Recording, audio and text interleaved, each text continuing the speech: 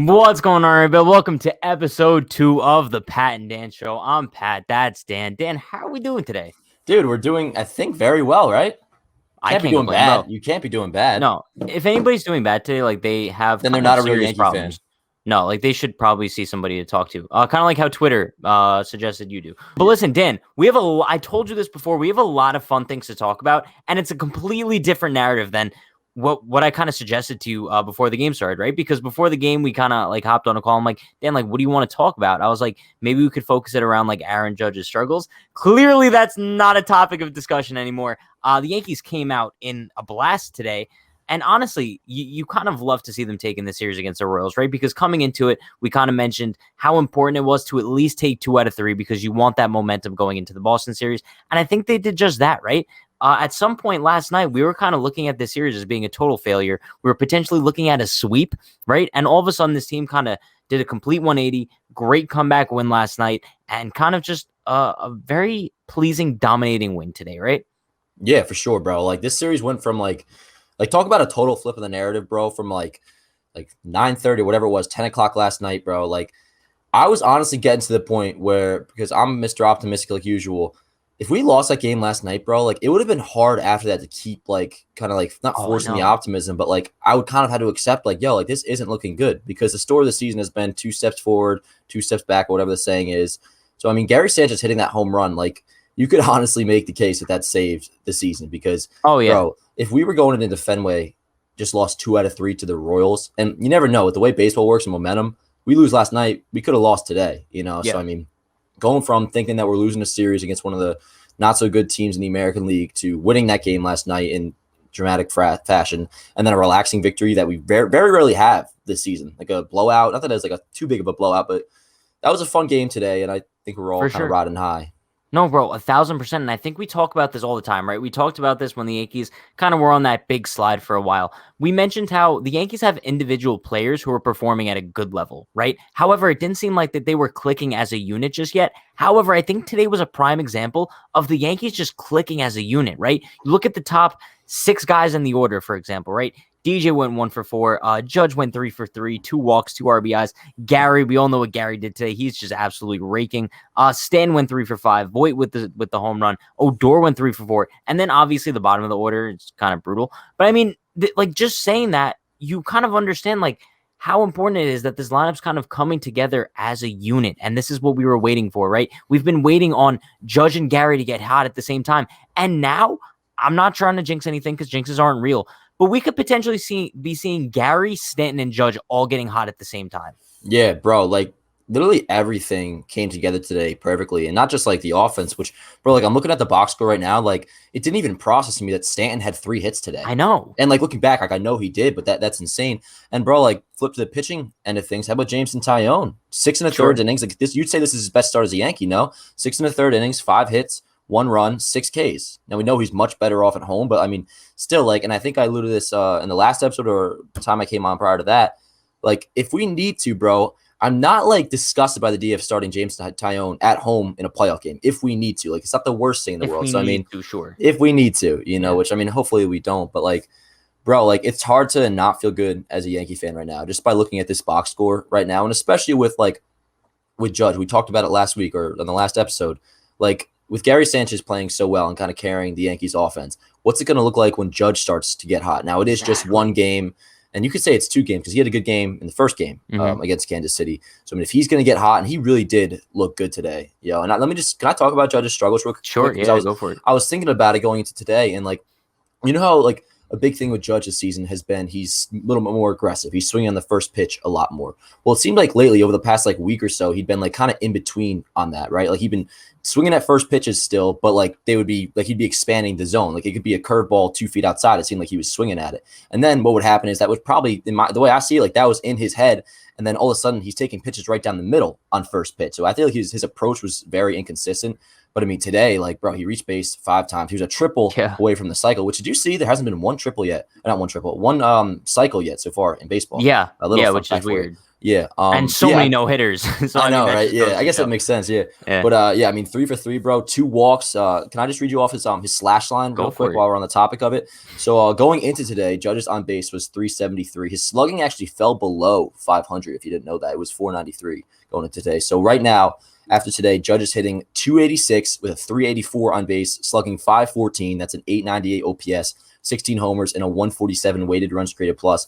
And the last part I want to mention, bro, how nice does this sound? 70 games played. He now has 70 games played That's on the the most season. important thing. That out Yep. of all those numbers you just listed, I think the games played is the most important for Aaron Judge. Simply because we said going into this year, as long as Aaron Judge stays healthy, we know he's going to put up good numbers. Now, the only thing that I'm a little bit interested in right now is like whether or not he even hits 40 home runs, which is going to be interesting. I think he might, depending on whether or not he goes on like that Judge type home run stretch, but we need to see that first before we can kind of make that assumption. Yeah, so this is another thing I was thinking about. I want him to, in Dan's little ideal world, he gets to 20 home runs before the All-Star break, which if he hit one today, so he's at 16, he needs 4 more and probably what, like 10, 15 games left, About you that, figure, yeah. whatever it is. So say he gets to 20.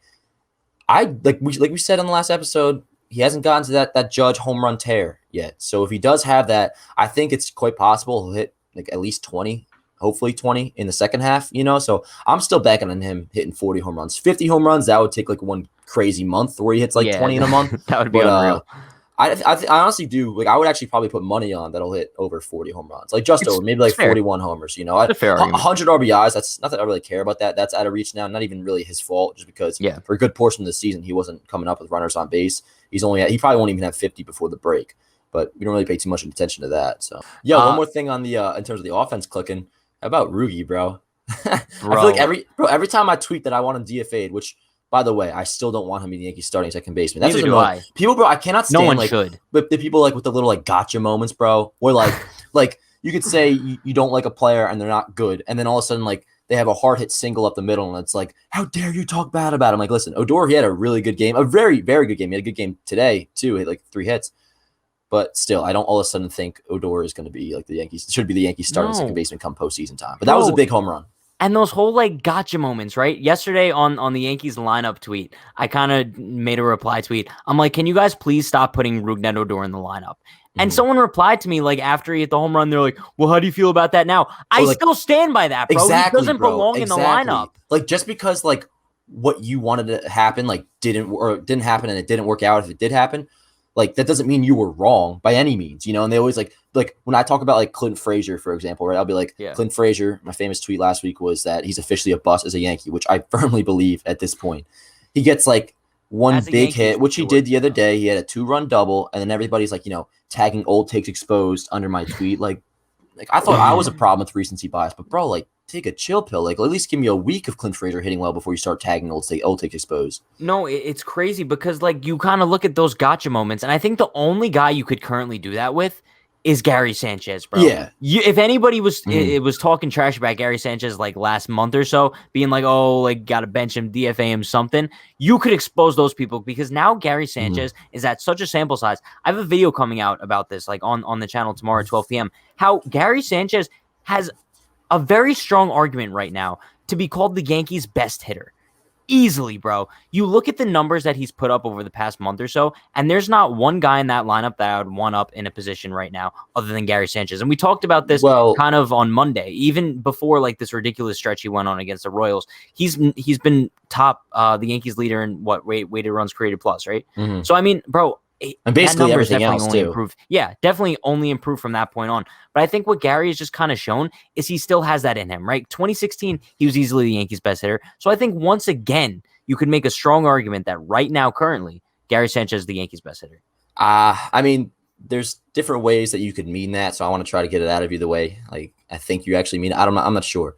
So kind of going back to the whole Brett Gardner best hitter since June that we had the other day, that conversation. Yeah. Is that what you're saying about Gary? That like since beginning of June or whatever time he started getting really hot, he's been the Yankees' best hitter? I'm saying yes, he's been the Yankee. He's currently the Yankees' best hitter. Currently, as in like their hottest hitter, because their best hitter it is Aaron Judge. No, but I don't think that's what you mean. That's not. What that's not what I mean. Okay, I don't mean like I don't mean like as a whole moving forward, like moving into the future. I think Gary Sanchez is the better player than Aaron. Right Judge. now, no. like Yes. What I'm I got saying you. is it's like a 2019 DJ LeMahieu thing, right? Who do you want up in the biggest spot? DJ LeMahieu with a run to scoring position or Gleyber Torres? Like, you know what I Okay, mean? so is it kind of like same deal as like first week in May, Giancarlo Stanton from this year type stuff? Yes, Okay, word. 1000%. Got you. Like you I could agree make then. the I agree. argument in the Yeah, beginning of May, Giancarlo Stanton was the best hitter in the Yankees lineup, at and right that now time.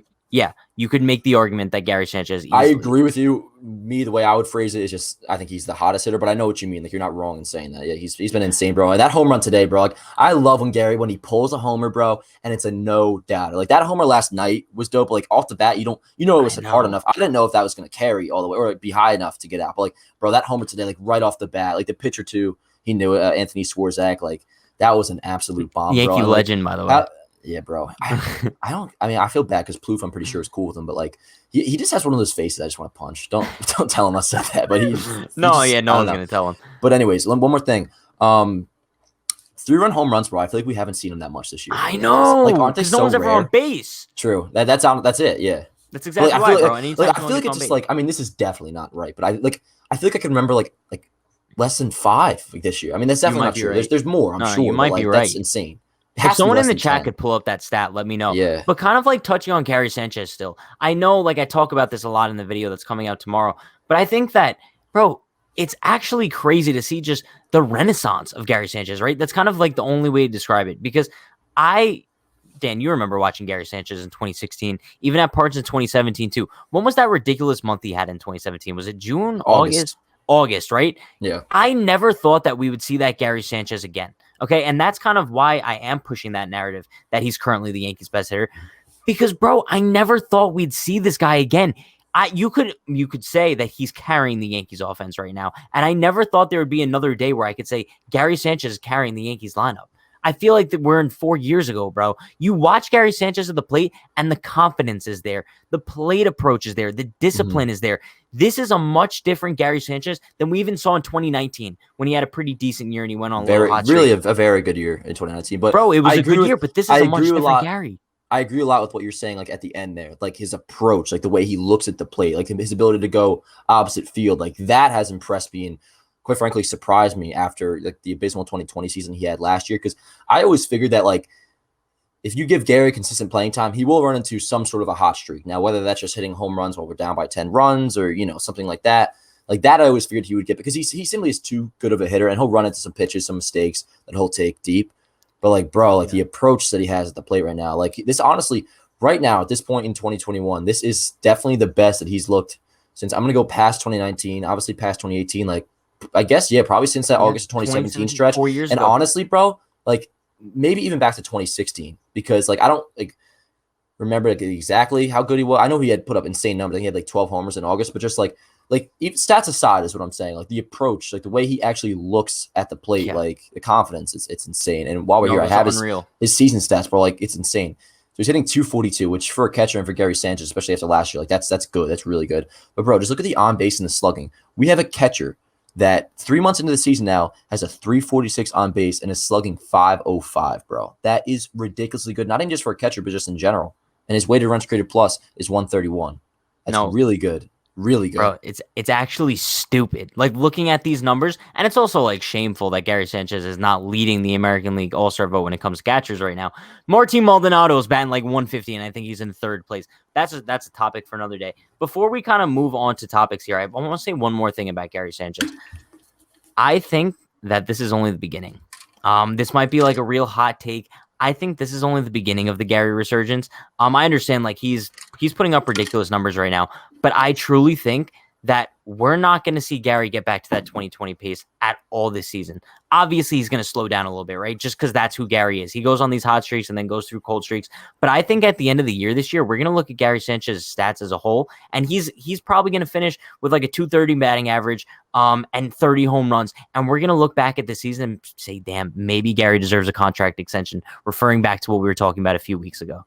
That is interesting to think about, bro, the contract extension, because I think it's both him and Judge. I know Judge is, but after next year, is Gary up too? I'm pretty sure. After 17, or after 17, what am I saying? After 22? 2022? He's done? I think so.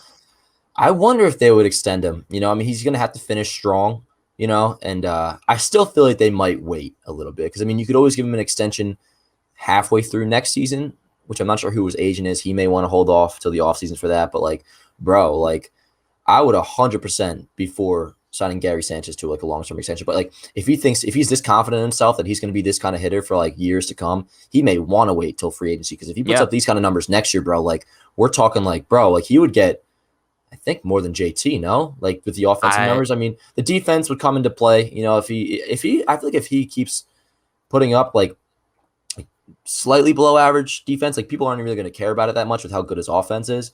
So I think he'll at least be making over 100 mil. Yeah, pretty similar. Let's jump into the Boston series because that's kind of like the topic of the show here. Everybody's pointing out how I say bro. I see on the side here. I do say bro a lot. Bro, I think we both do. But I don't care. Now. You just said it. Yeah, and I think that we need to say it a little bit more often just because if it gets to people, bro. Keep it moving, bro. But let's see.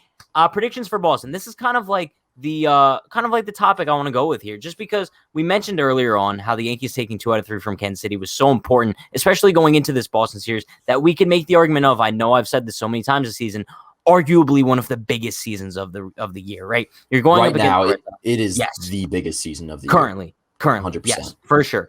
And I think I have high hopes for the Yankees. I'm cautiously optimistic. Now, obviously, we've seen this team kind of have such high highs and low lows so far this season, right? And it comes so drastically, right? It changes per series. They kind of go into Minnesota and win 2 out of 3, and then they go to Philly and lose 2 out of 2. So I think going into Boston, though, I'm very cautiously optimistic. I think the pitching matchups are in their favor, simply because you don't have to see Jameson Taillon pitch on the road in Boston. We're going to get to see Gerrit Cole. I believe the pitching matchups are going to be Herman, Cole. Monty Cole. Yeah, Herman's in game 1. Those are the 3 guys I would want in that series. So 100%. Right now, if I had to make predictions for the Boston series, Dan, which is crucial, I think the Yankees are taking 2 out of 3. I'd like to think the same. I'm not sure who Boston is throwing out there, but none of their pitchers really are that great anyways. I feel like we're going to win tomorrow. If there's a game that we might lose, I think it would be Saturday, and then you just got to hope Cole shows up on Sunday. So if I had to put money on, I would say we're taking 2 out of 3. But it's really just going to come down to, does this offense, keep up what they did against Kansas City? And like I just said, like Boston's pitching is not too insane. I don't know how their bullpen is, but like people might say, like, because when I say today, like I posted on Yankees Avenue, like, is anybody else getting really excited about how this offense is looking and performing? And a lot of people are like, oh, well, it's against Kansas City. Let's see how they do against Boston. I don't have the numbers, but like Boston's pitching can't be like that much better than Kansas City's. Like it's their offense that carries them as a team. So like there's no pitcher they have that I'm afraid of that I think like, Gary, Judge, Stanton, all our big guys aren't going to be able to hit. So if they do hit, like I think taking 2 out of 3 is probably the most likely scenario. And hey, maybe we'll sweep. Bro, it's possible, right? Because I'm looking at the pitching matchups right now. Tomorrow night is Herman versus Martin Perez, which I think is a winnable matchup. And then Saturday is going to be Montgomery versus Eovaldi, which I think he's having an okay year, right? Yeah, he's having a pretty. Yeah, I feel like he pitches well against the Yankees too. So I think they lose that middle game. But I think Sunday is one of those games where it's like, where we always say like it's the closest thing you could get to a guaranteed win, right? Eduardo Rodriguez, who struggled significantly this year, is going up against Gerrit Cole. Gerrit Cole is going to be on his A game, bro. When Gerrit Cole has like these huge matchups, especially, has Gerrit Cole pitched at Fenway Park yet? Not yet, no. No, I can't remember him doing so. He didn't pitch in that final series to end the year last year, right? I don't think so. I don't think so. No, I don't not think as a Yankee. That's what I'm saying. Yeah, of course, yeah. Bro, how I didn't realize how bad Erod is doing. His ERA is over 6. And another thing too, how the hell is the Sunday game not on Sunday Night Baseball? I was wondering the same thing. I don't even care that much because I prefer yes, but like I like the prime time feel of like I like how it's like a night game. Bro, they're going with like not that this is a bad matchup, but they're going with Cubs Dodgers over Yankees Red Sox for the first time in Fenway that night. So you know what I think? I was looking at the schedule like last week. And I think the only reasoning that I could come up with is the Yankees are on the following week, and they don't want to do Yankees 2 weeks in a row. But then again, I think the Cardinals were just on 2 weeks in a row. And no, I was going to say, like, unless they're changing things up this year, like, people have complained about that in the past. Like, the Yankees many times have been on Sunday Night Baseball multiple weeks in a row because they're the Yankees, bro. And, like, it's the Red Sox, like, it's just Yankees Red Sox should be on Sunday Night Baseball. I mean, it's not a tragedy. It's just, like, I'd rather, like, the series finale of what's going to probably be a really fun series. I'd rather it be a primetime night game than a 1:00 afternoon game. No, yeah, for sure. And I think what kind of goes to show how ludicrous it is. You even had Michael K asking today, like, why would ESPN not pick up that game? Like, And like he wants to commentate that game too, but at the same time, he's a little bit confused why ESPN didn't want it. But I think, Dan, I'm really excited for this Boston series simply because I think it goes so beyond just wins at this point. I think the Yankees need to send a message to not only the Boston Red Sox, but the rest of the American League East as well, right? I think it's a whole mentality thing. I don't want the Yankees to fall into a trap at the Red Sox like they did with the Rays and have the Red Sox just straight up owning us for the rest of the season. Did we win any of the games when Boston came to New York? Did we get swept? We got swept. We did get swept. So, I mean, this is crucial in the sense of if Boston even wins 2 out of 3 in this series, they have that mentality moving forward that they own this New York Yankees team, and you can't let them feel that way. So you have to at least take 2 out of 3. For sure, yeah. And I would be I don't think getting swept is on the table. It's I know they're 8-7 in the game's Cole pitches this year, but when good Cole is slotted to face or slotted to pitch 1 of the 3 games, you figure you're going to hopefully win that game, especially with Erod going. And like we just said before, I think we're going to win Friday tomorrow with Herman on the mound. And then if there's a game we're going to lose, it'll probably be against Eovaldi. So yeah, I obviously want to sweep, but give me 2 out of 3. And that makes a statement, bro. Even more, that's what's even more important than just gaining a game in the standings, win the series against Boston. That shows you're legit. That shows you're back. And a common joke, half joke that I always make is that the Yankees are back. Legitimately though, if they win that series against Boston and God forbid for Boston, if the Yankees sweep, then it's bro, all eyes are on the Yankees. I think that's when you can start talking again. The Yankees might actually all of a sudden once again be the favorite to come out of the American League to go to the World Series. And we're talking before the trade deadline stuff, and I'm still banking on that they're going to get an outfielder or somebody at the trade deadline. So, bro, we'll be feeling really good as Yankee fans if they win the series against Boston, and then it's actually a really quick little road trip, just Boston, then we come back to the stadium. Yeah. And then I think we have a little West Coast trip too, but basically, I love the West Coast games. Me too. Win the series against Boston. That's obviously huge. Finish the first half strong. And then, bro, going into the break, Yankee fans, we're feeling really good. Riding high of a couple, 3. By that point, it'll be 2-3 weeks of playing good baseball. Got the trade deadline coming up, which hopefully we're going to do something with. And I think we might be the favorite again. Yeah, I mean, the Yankees have a bunch of really fun series coming up. You kind of look Houston at too. We're in Houston in a couple weeks. Yeah, you look at this Boston series, and then they have the Angels, and then the Mets, and then Houston. They have a bunch of really big series coming up, so it's going to be interesting to see how they handle it because, like we said, the Yankees usually play up to their competition. Also, shout out to Michael Burrito with the $2 dono. Appreciate you, Michael. He says, we need Starling Marte. See it, Guardy. We will go on a run. I think Guardy won't go on. He'll be regulated back. He'll be on the bench. He'll be the 4th outfielder, which I think is a good spot for him. That's fine. Yes. Exactly. Guardy as the 4th outfielder, and we've been stressing this for weeks, months now. Guardy, that's what years for you, yeah. Guardy's meant to be a 4th outfielder, and I feel like a broken record. I keep talking about this. I do think the Yankees are going to get starting a center fielder, or who it doesn't even have to be a center fielder, really. I mean, I'm totally fine with have Judge play. Judge clearly plays a good center field, and injuries don't seem to really be a problem with him right now. Run Judge out in center field for the next half a season. You can get yourself a corner outfielder. I don't care. That's fine. Just go get yourself a starting outfielder, regardless of where he's going to play. That's better than Brett Gardner, and put Brett Gardner back on the bench. Well, you know what I think that they should do? I think the Yankees have about a month to play around with now before the trade deadline. A little bit. I got an ultimatum that I want to give you when you're ready. All right. So basically what I'm saying is the Yankees have about a month. I think what they can do in the time being, you call up someone from the minor leagues, right? You call up a Trey Ambergy, you call up a Hoy-Jun Park. See what they could do in the outfield. Bro, if one of these guys comes up and they start hitting 350 and they're just taking the team by storm and they're injecting so much life into this lineup, you keep them. I'm sorry. And then you don't acquire a legitimate outfielder.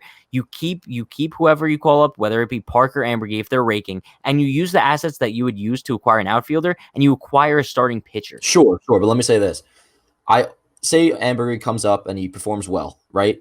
Sure. I'm totally cool. If he looks legit and you think he may actually, be a valuable piece to keep around, go ahead and keep starting him. Have him play left field. I would still want to get an outfielder, right? Because think about it. I mean, right now, if we say we get our center fielder, right? Judge in right field, new center fielder in center. Playing left, is that still Clint or Andujar? At this point, I feel like we kind of brought up the conversation. This is going to lead me into the ultimatum I was going to give you. We get our center fielder, right? Who exactly would you want to get the playing time in left field? And let's say Stan out of it for now, because I don't think Stan's going to be the everyday left fielder. It's Guardy or Clint or Andujar too, No. So I mean, just take them all 3 in one pool, right? Guardy, Clint, Andujar in left field. Are you comfortable with that? Dan, like you bring up a really good point here, right? Because when we've had this discussion, like in weeks past, we kind of just were under the assumption that like Miguel Andujar, like kind of just earned his spot out there. He's kind of been slumping as of late. He has been a in lot. case Honestly, people it's haven't past noticed. kind at this point. Like the last 2 weeks, like he has not been good. He's cooled off a lot, Yeah. a lot, and also his defense is not good. I can't, bro. I just can't really picture that in the postseason. So now we're kind of looking at the point where I think you kind of can call up like a Trey Ambergy to give him a shot in left field, and then also acquire someone else to be the starting center fielder. I think you could get the best of both worlds in that scenario. That's what you I'd could rather call have. someone up and then trade for someone to play center. But I can't see the Yankees doing it. I don't know. Now, let me say this. Giving up on all three of those guys, you really think they're going to? I think they're getting closer and closer to giving up on Clint. You know, and I don't think even when he was playing well, I don't think they looked at him Clint as would go in the piece. trade, and Andujar would have to be sent down. Sure, That's what would have to happen. But Clint, listen, if we're getting like Marte, whoever, like Clint, he ain't the piece that's going to lead that package though. Like his value has diminished to the point where like he's still be a top piece in a package. Not a top. He's a piece I think that could close the deal, maybe, you know, and like a significant piece in that sense. But like, listen, back to what I was going to say is, say we got our center fielder playing left field, put Ambergy, how do you say Ambergy? Ambergy, put him aside. In left field, honestly, and especially if our offense is going to start clicking, I'm cool having Brett Gardner be the starting left fielder. And I'll tell you what, bro. What? Whoa. You see what Plouffe just did, bro? Shout out to Trevor Plouffe with the $20 dono. Appreciate you, Trevor. Plouffe is the man. Do not let me spend it on alcohol, bro. Plouffe's the reason why I got that left shoulder injury. Yeah, Plouffe, you're the man, bro. Thank you for real, bro. Appreciate you. No, genuinely appreciate you, Plouffe. But what I'm saying is, like, if the offense is clicking, and it seems like they are, I think we can afford to have Gardy bat ninth, play left fielder, even play center, put Marte in left, just for like the defensive aspect of it, you know? Because I mean, say we don't do that in the regular season, come postseason, bro, you know Brett Gardner's going to get time just for the defensive purposes, you know? Like, do you really want to like say a decisive game 5 or decisive game 7, like a wild card game, bro? Not only would I rather have Gardy in there for the last 3 innings, I'd rather just start him in left over Clint or Andujar. Just for defensive purposes, you know? No, same. Bro. Like, especially when our team already isn't a good defensive team. I'm 100% on board with that. Like, if we go into a postseason with, like, either Clint Frazier or Miguel Andujar as a starting left fielder, I'm all on board with, like, bringing in Brett Gardner in the 7th inning for a defensive replacement. I'm on board with that. Like, don't get me wrong. And that's what's going to happen. I mean, 100%. Like, Gardy, that's why, like, some people say, oh, just release Gardy or DFA. I'm like, there's no shot they would do that. 1, out of the loyalty aspect. And 2, like, which is Gardner, weird. I can't stress this enough. I'm sorry. Well, the thing is, I can't stress this enough. Like, Gardy, he does provide value as a fourth outfielder. You know, I mean, when you look at a fourth outfielder, like, unless you're looking at him as like unless you want to get a guy that's like a platoon off the bench for like a power spot, Gardy, bro, like, he would do everything you need him to do, provide defensive value.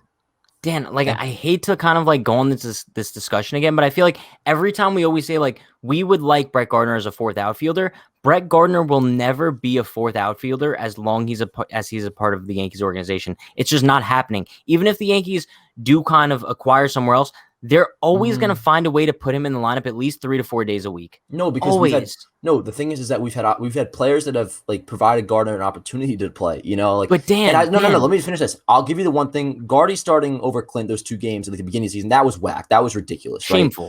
Right? That was horrible. And I was pissed about that too. But at this point, like somebody could like make the argument that, not make the argument, but like it's not as blasphemous nowadays for Gardy to start over Clinton and Andujar with the way they played, right? But say we do get like they're on like the same level.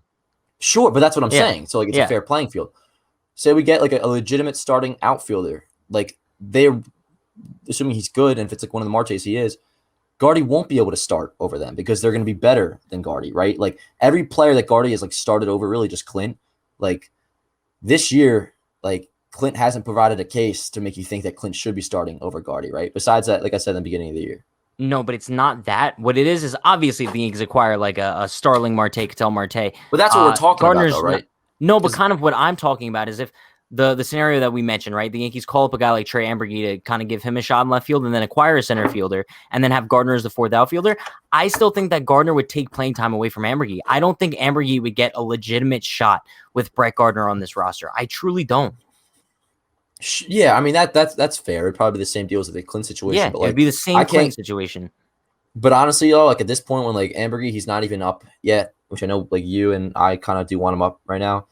He's not even up yet, so like I'm not even worried about like him losing playing time, and we haven't even seen if he can like succeed at the big league level. Fair. But it's like, how can you see if he succeed if he doesn't get the time? But at least with Clint, like you could make the case, not even make the case, like he has provided offense at the big league level, so you have that going for you. Like Ambergy, like he's playing well in the minors. I think yesterday, didn't he just set like besides the manager, like set the organizational record for the on base streak or whatever? I think yesterday, or something like that. He's literally he's been insane. No, he's been insane. But like, in order for me to like get like upset over the possibility of Gardner taking playing time away from him, Ambergy would have to just be called up and perform for a little bit for me to actually like start like discussing his at bats. It's fair. He would need the opportunity to do so. But listen, Dan, let's kind of go to a little lighter topic that I think both of us are going to agree on here. Did you see the All-Star Game jerseys? Oh my God, they're disgusting, bro, and it pisses me off, bro. You know what bothers me? That they're wearing them during the game. That actually, if they were dope, that wouldn't bother me, to be honest. No, but they're disgusting, and they have to wear them during the game. That's annoying, yeah. And for years I was actually like totally like I would have been always cool with them wearing like the actual jerseys during the game, right? And I'm cool both ways. Like I think the them wearing their actual team jerseys fine too.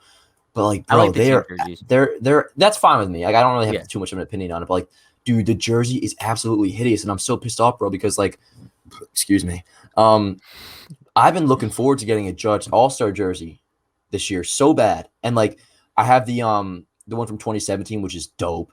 The one from 2018 where they were in Cleveland, and I have that one. I never really wore because they're sleeveless, and at the time I didn't wear sleeveless shirts. But bro, I was so looking forward to getting a dude because Judge has made the All-Star team since 2018. Not his fault, just because, injuries and whatnot in 2020. I don't think I'm getting a jersey this year because they're that ugly. Like, it's not even like they're like not good looking to where I could just ignore it. They are hideous. No, they're it's like, hideous. And bro, it's like the wrong Yankee logo on there too. It reminds me, bro, as if like we're like 15 years old. We just started like a baseball team, and like we get like a Photoshop design that we just downloaded Photoshop, the app, right? And we started like playing around with designs, and that's what we came up with. Like, they are horrible looking. Like, nothing works. It's not like the color schemes don't even work. Like, that's how bad it is. And like, what is the trim? Like, no offense, Pat, the shirt you're wearing is freaking sick, but it looks like they cut off like the trims of your shirt and put it on the jerseys. You know it's what I'm like saying? tie-dye. I know. It's disgusting. And you know what my theory is? I genuinely think that, you know how the All-Star game was originally scheduled to be in Atlanta? These look like that they were kind of designed for an Atlanta All-Star game. It doesn't look like there's any sort of like rocky... Bro, I was hoping for maybe like purple and white jerseys. Like, because usually the All-Star game jerseys reflect the team that is hosting the All-Star game. No, like when the Marlins held it, they had like that nice light blue. You remember that? That was a beautiful jersey. Correct myself. Zohad, sorry if I mispronounced your name. Zohad Mumtaz says it was in DC. I was wrong. It's not in Cleveland. I meant DC. But yeah, 2019 was Cleveland. Like, the 17 jersey was dope. The 18 jersey was dope. I forget what the 19 jersey looked like. I remember it had like that guitar patch because it was in Cleveland. I forget. Was 19? Was it in Cleveland? Whatever. 19 was Cleveland. Yeah. Sure. Dude, the Rockies colors are sick. I know. They could have made such a, and like, I feel like this is the first year they really messed up. Like, they try to make it like too different. Like, all the jerseys for the most part in past years have been like dope as hell, but still like a clean, simple design. Like, it's like a baseball jersey, Like, it should literally just been like a purple jersey, and they could have like the white ones be, I don't know, black, or dude, the white ones could have been black. They would have looked so dope. And then you had such an opportunity. And then just have some cool font that's similar to you literally could just make a purple jersey / black for the other team, take the Rockies regular font, and then just put like American and National on that. And that would have been a dope ass jersey, bro. Dope jersey. It's actually stupid. And it just bothers me because usually this isn't something that I get too pissed off about. But like, you know what the jerseys kind of remind me of? 2018 Players Weekend. 18 or 19? 18. No, 19 was, I like 19. The black, I thought you were saying because the black and the white. Well, no. 18 just because it reminds me of like a soccer jersey, bro. Sure, but I know what you're saying, like from like the logic they put into the jerseys, buttons. But like those are still way nicer than these. Way nicer. Fair. No, fair. That's fair. And I wasn't a big fan of those players. I wasn't a fan of Players Weekend at all until actually the black and white. Are they doing it this year? I haven't heard anything. Neither have I don't think, like, I'm pretty sure we didn't hear anything about, like, in 17 and 18. I don't think we heard anything about it really until like a couple weeks beforehand anyways, and it's usually in August, so I'm sure they'll do it. I'm for them doing it as long as the jerseys don't look gross, but I don't know. See, I kind of saw the pictures of the jerseys this morning, right, when kind of released them, and on my pregame I was like, well, they're ugly, but like it's not that big of a deal because it's not like they're wearing them during the game, right? How often do you actually see the All-Star game jerseys and like the pregame warm-ups and the home run derby?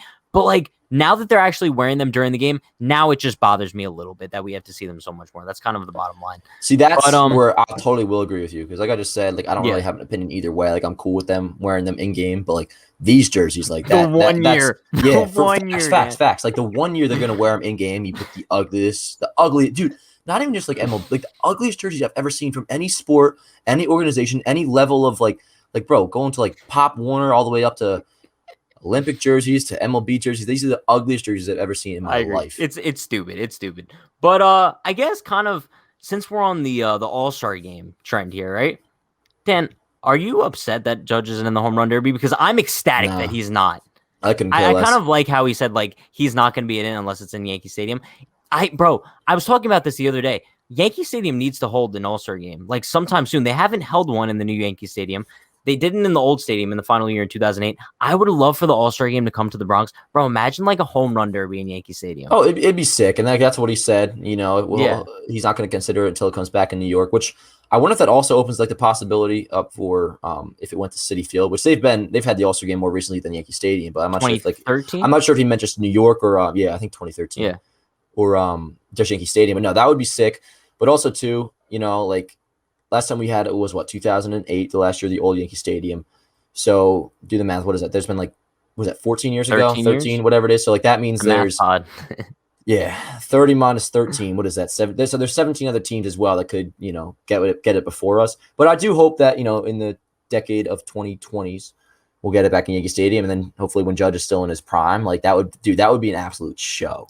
Great vlog content too, by the way. Oh my God, yeah. Content. And listen, if Judge didn't win it in 17, I might like not care more, but like kind of hope he would do it soon. But like he already won, like who really cares? You know, I don't want to take a chance of him because remember, I know you know this, but like he hurt his shoulder, he banked it up a little bit in 2017, and that's what led on to that's why he had that terrible. He didn't. I know it was insane because he had that horrible month of August. He had like 187 with only 3 homers, and then in September he had his best month of that year, which not very few people realize that. They say Judge didn't finish the season strong. He had his best month in 2017 in September. He hit like 315, 15 home runs, drove in 32 runs. So say August he said like a regular Judge month like he did every other month that season.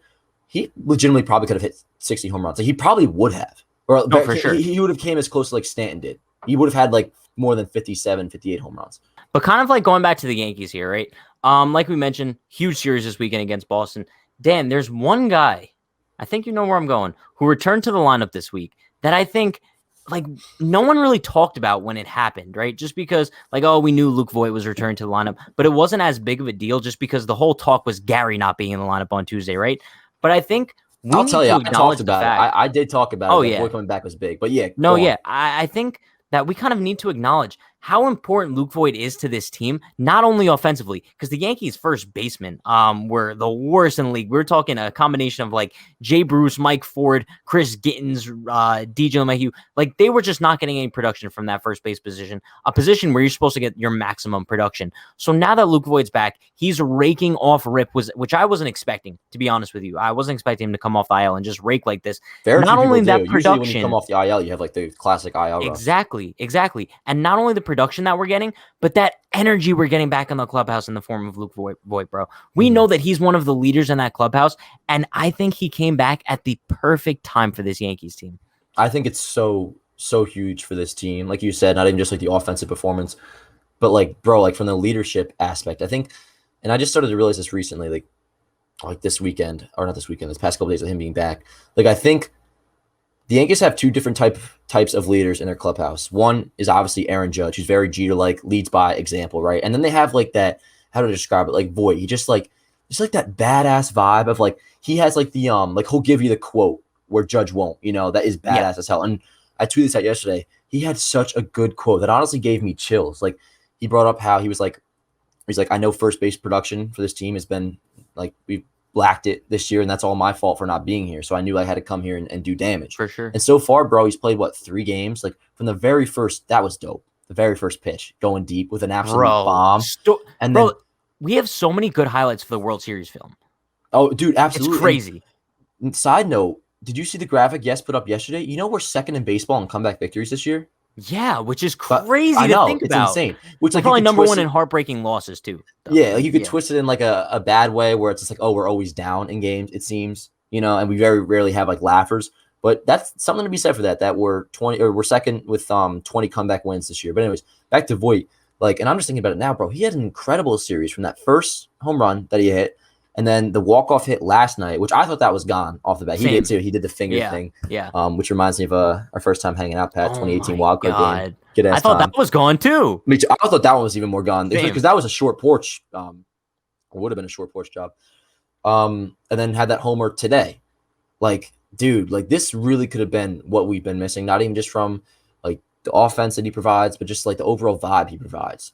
Luke For Voigt coming sure. back is huge. 1000%. And if we're kind of talking about like those leaders in the clubhouse, like you mentioned, how we have like so many different personalities, this might be a hot take. This might be recency bias, but I think after the Yankees win the World Series this year, which I think they will, we're kind of going to look back on this team and be like, wow, like, I don't think we actually appreciated like at the time, like all the different personalities that we had come together as just like a unit that kind of combined as like the Justice League, bro. Because now we can look at it and have fun with it. Like nobody, like I'm not going to blame anybody for calling this team boring over the first couple months of the season. And there's still times where they'll have boring games going forward, but like right now, like take a look at the lineup. Like this is a lineup, bro, that like, like the lineups we should refer to as like the death lineup. Like Yeah. we're in a position now where we could be consistently getting those, and like, and you can only improve with a trade or something. Exactly. And like we have some entertaining ass dudes on this team, especially when they're hitting well, and it seems like that's what guys are doing right now. Like I don't know the numbers on DJ, but it seems like at least his approach and like the way he's hitting the ball lately seems to be a little bit better. Judge hopefully getting hot now. Gary, we talked about that at length. Stanton seems to be, he had a 3-hit day. He's been hitting the ball. Like he's been kind of consistent lately in the sense of like he has like 2 to 3 like really solid games, and he has one game where he looks absolutely lost. And then Voit, bro, like just imagine if we can get Gleyber going. Dude. Did you mention Gary? I did. No, I said. Oh, okay. Who we talked about at length. There's not much more I can add on. I'm just saying it's been insane. Yeah. But that's exactly what I'm saying, bro. Like you look at like the production and then the personalities, right? You look at Aaron Judge, like you mentioned, he's kind of like that humble captain. You look at Luke Voit, he's the guy who's going to rile everyone up. You look at Rougned Odor, he might not always provide the best value on the field, but he'll get you a clutch hit. And when the Yankees hit a big home run, he'll easily be the first one out of the dugout to like give the guy some congratulations. And then you have Garrett Cole, who's the killer. He's one of like the few guys on the Yankees that I could genuinely say has like that Mamba mentality, killer instinct, bro. Like he just wants to win at all costs. Cole is definitely that guy that like you can't talk. If you're a teammate, you can't talk to him on like start day. Like he definitely just like let me keep to myself. Like Cole, I would say to me, he is the most similar pitcher right now to Max Scherzer in terms of personality and like that bulldog mentality, and it's not talking about like performance or just statistics. As Jacob deGrom, he is far and away the best pitcher in baseball, right? But like there's like a different attitude, like if you combined Jacob deGrom and Garrett Cole, like bro, like that would just be like the greatest pitcher of all time, just from like the performance standpoint. And just like the attitude that Cole has, bro. Like he's an absolute bulldog. And every time we watch him pitch, bro, like I think you do this too. Like I'm so grateful that he's a Yankee. So I'm enamored. Grateful. Imagine like if we didn't have him. I know. Oh my God. He represents the pinstripes so well. And I'm big on that. Like I feel like he takes pride in being a Yankee. Like there's certain players that just like you can tell wear the pinstripes in a different way, like metaphorically. And when I see the pinstripes on Garrett Cole, like I feel like that is the representation of the New York Yankees pitching staff. That right there. You know what I'm saying? That's a great way of describing it. Like, no joke. You kind of look at this team, and also I think another guy that we kind of have to mention that I think goes kind of under the limbo stick a lot of the times. Bro, Zach Britton.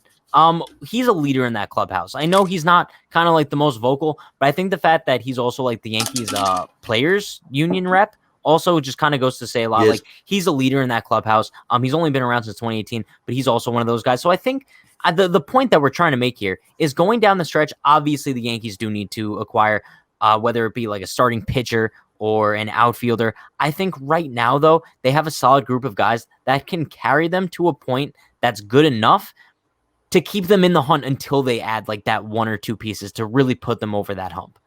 For sure. And like, this is something that I think I tweeted out a couple weeks ago when things weren't going well, but like every season that's fun, that like we look back at that's fun, has like a storyline to it, right? Like 2017, nobody expected us to do anything. We were the underdogs and we went to Game 7 of the ALCS.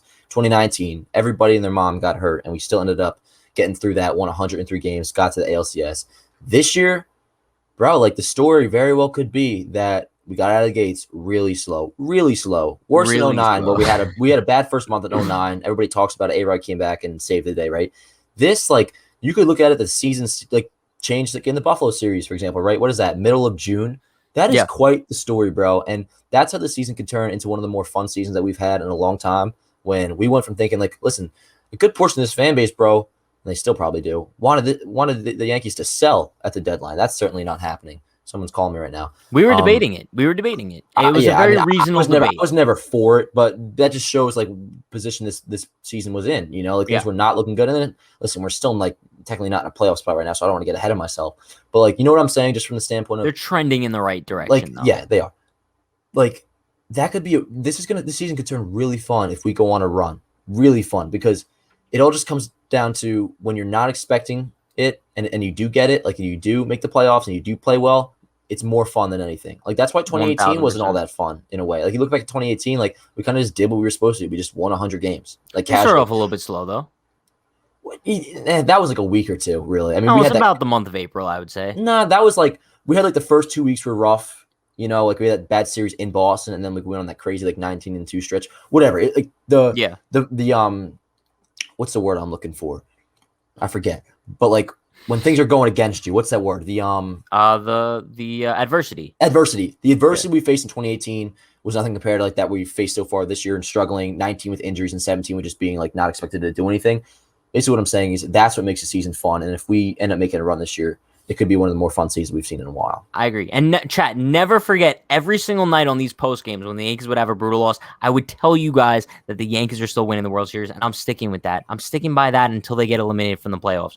But Dan, the kind of last major topic I want to hit on today is a guy who's kind of struggled significantly this season, and not only this season, but last year as well. We haven't seen the real Gleyber Torres since 2019.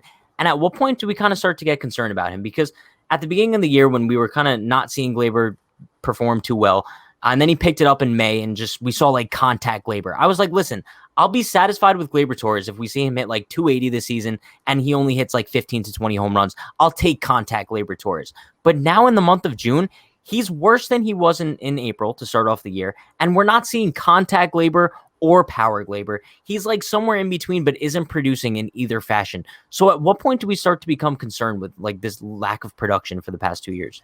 Yeah, the way I see it is I'm going to give him through in terms of like labeling him as, I don't see a bust, but like a bust in terms of like not being what we expected, even just from 2019, right? Like I'll give him through the end of the 2021 season because still there's a lot of baseball left to be played. But you mentioned it, like you said, you'd be cool with like a 280 Gleyber Torres, like 20 or something home runs. Yeah. Bro, at this point, like it's looking like he may not even hit 250. He may not even hit 10 home runs this year, you know? And a lot of people have pointed this out, like in the analytics community, that a big problem with Gleyber Torres is that he's technically making contact more, not really going for base hits, but it's like he's striking out less, right? And a lot of times what hitters will try to do when they're trying to strike out less is they hit for less power because you're swinging with like, I guess like you don't want to have as much risk with your swing, so you're not hitting long balls, right? So his contact rate is up, but his power rate is like dramatically down. And like, how many home runs does he have? Like 3? Is that what he has? Something like that? Yeah, I think like it's not even like bro, 3. If Gleyber Torres like coming off of 2019, if he only had like 10 home runs right now, like that wouldn't be concerning, but it'd be like, yo, what's up with Gleyber Torres? Where does power go? Right? He has 3 home runs, you know, and like thank God his defense has improved because I mean like things would be a lot worse for Gleyber right now within the community, like bashing him wise, if his defense wasn't like I don't say as good as it is, but it hasn't been terrible, really. You know, he has those games where he's not improved, good, but it's improved significantly, honestly. So at least it's the first like couple weeks of the season. But yo, he's really got to figure it out. And if he doesn't figure it out after this year, only reason I wouldn't want an interesting decision to make. I was gonna say the only reason I wouldn't want to trade him is because his value is so low, and you hope he can go back up. You know, so I'm not saying like he's gone after this year, but like let's just say he doesn't really show too much signs of being like the 2019 Gleyber Torres. If there's a trade package on the table for Gleyber Torres, and like it's worth it, I'm giving him up, no problem. Yeah, it really just sucks because I want to bring up this comment here from Jonathan. He says Gleyber can't see the ball well. He needs to get his eyes checked. I've seen some people bring up this narrative, right? That Gleyber kind of needs to go back to the glasses. No, however, those were not prescription though. No, but what I'm saying is also like in the same sense here. If Gleyber Torres couldn't really see the ball well, I think his strikeouts would be up a lot more. I don't think his contact rate would be up as much as it is so far this season. But shout out to Marcus Brown with the $3 dono. Appreciate you, Marcus. He says letting Didi go is a mistake. I disagree. I stand by the fact that even though we love Didi Gregorius and he's kind of like what the Yankees are missing right now, there was no space on him for this team. However, I'll say this, and I've said this in the past. I don't think the mistake was letting Didi go. I think the mistake was letting Didi go and not finding a replacement or someone better than Didi Gregorius to put in the lineup. Listen, I'm with you on this. There's a couple things I can say about Didi. One, take a look at how he's performing this year. He's like one of the few guys that has like a significant negative WAR so far this year. There's two ways you can go with this. One is that people like over glorify Didi's years with the Yankees, especially the last couple ones, way too much. On the other side, a lot of people do forget how good he was from 2017 to 2018. We're talking about a shortstop that put up back-to-back 4+ WAR seasons. That is very good, right? 2019 wasn't very good at all. You can give him the benefit of the doubt. He was coming off Tommy John surgery, right? I will say the mistake or what I kind of like miss about Didi, or that the Yankees lost with Didi, isn't necessarily Didi's performance and how good of a shortstop he was or how good of an offensive bat he was. Losing like a shortstop that's better than Gleyber Torres and also a left-handed bat, like that stings. That's unfortunate. The Yankees, like you said, didn't go out and get a replacement shortstop that was good on defense, better than Gleyber Torres. And just like the fact that our lineup is so right-handed heavy right now, like it makes you think like Didi was the reason why our lineup is lacking lineup balance. You know, I kind of equate it to like Hicks too, for sure. Yeah, and that's another thing too. Like people see like how bad Hicks was this season, and he was actually starting to pick it up a little bit before he got hurt. The loss of Hicks is huge because I'm almost positive that by now, if Hicks stayed healthy and he was playing every day, I'm sure his average probably would have at least been up to 220 on base, maybe close to 350, and that's valuable. You know, and you know, and like the way I see with Didi is like some people kind of like treat it like the same way some might treat like an ex-girlfriend that you weren't that happy with at the time, but you look back and you think you were happy with. So like, damn, you know what I'm saying? Like it's kind of like that, and I hate saying that because once again, Didi had some good years with the Yankees, some very good years. 17, 18, he was really good. But like, listen, like 2019 was rough. 100%, you know, and like what I'm saying is like whatever was going on with the Yankees and like why they, you know, weren't the same team. I'm not talking about right now because they're looking good, but like what's been wrong with the Yankees? Trust me, it's not because Didi Gregorius isn't here. I agree 1,000%. I think kind of if you look at the Yankees mentality at the time when they did let Didi go, you had Gleyber Torres coming off the best season of his career that we couldn't have imagined he would have fallen off. And let me ask you on this real, in 2019 when Didi wasn't there for the first couple months and Gleyber was playing shortstop, he played a good shortstop. Exceptional. Yeah. His numbers were better at shortstop than they were at second base. So, I mean, you were kind of looking at Gleyber Torres coming off a ridiculous season where he almost hit 40 home runs, and the future was so bright for him. We didn't think that we were going to have any problems moving him to shortstop. DJ LeMahieu was going to be the Yankees' second baseman, and the infield was set. There was no space for Didi Gregorius at all. So I think the issue looking back is hindsight's always 20/20. And I still think if I had the opportunity to kind of sign Didi Gregorius, I still wouldn't. I'm sorry, I still wouldn't. That's fair. And listen, I just thought about this, and I think you're a big proponent, or you would have been, of this. I'm sure if when we let Didi go, we signed Michael Brantley, Didi's name would hardly ever have come up in conversations about. I know like you're big on Michael Brantley. I don't know if me and you have talked about it too many times, but like it's just like what people really miss is like that solid left-handed bat. And another thing too is there was like Didi, he provided like he made the clubhouse so fun. Look back like when Didi was with the Yankees, like how much fun it seemed like they were having. Well, coincidentally, when Didi was on the team, they just happened to be winning 100 games a year. You have a lot of fun when you're winning 100 games a year. And you could also say Didi was a big part of that. But like, no, you can't deny the talent that's on this team. You know, and I'm sure, say like the season started right now, like if this series against the Royals was like April 1st, this Yankee team would probably go on to win 90 plus games. I'm that confident in how good they were. So that's a big part of it. Like I think people are a little too attached to Didi, and overall, some people get a little bit too attached to the 2017 team. They got very hot at the right time. You know, me too, 100%. Yeah. But some people act like that team was better than any, like the 2018 and the 2019 team. Like that's simply not true. You can say you had more fun watching that team. We all did because nothing was expected of them.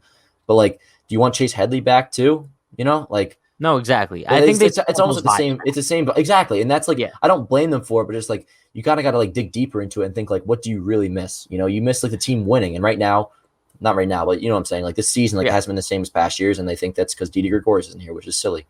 Exactly. But Dan, I think that's going to wrap things up unless there's anything that you want to hit on before we do.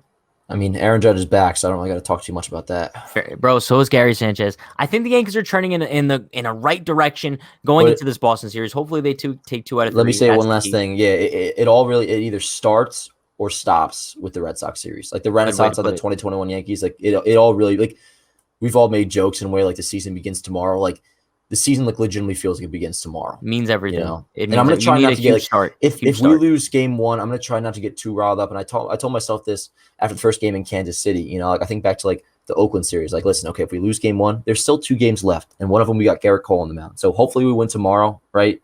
But if we don't, let's not lose our cool. There's 2 games left. Just bottom line is just make sure you take at least 2 out of 3. 1,000%.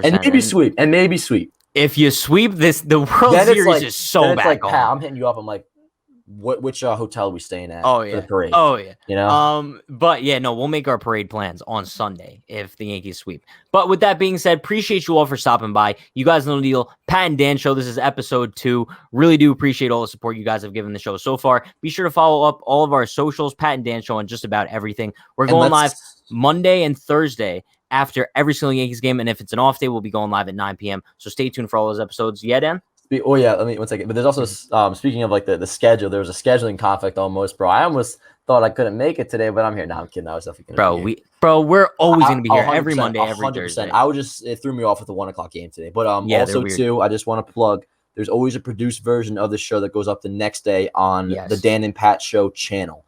So the link is in the description. It is okay. First link in the description. Go and subscribe to that. I think we're already almost at 100 subscribers. The first episode did very well on the new channel. Already got like 500 something views. So like the produced version is like this show with clips as well. Yep, it'll just be like highlights, B-roll, stats showing up on the screen. So like if you enjoyed this, you'll enjoy the produced version even more. That's on the Pat and Dan channel. That'll be up tomorrow.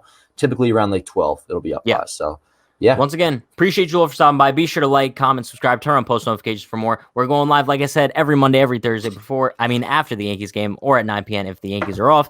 Also, I will see you guys tomorrow for the Yankees pregame at 6 p.m. Eastern time on this channel. We're going live. Also, video going up on the channel tomorrow at 12 p.m. You guys know the deal. Stay happy, stay healthy, stay safe. Let's go Yankees. Let's sweep Boston this weekend. Let's go. Peace everybody.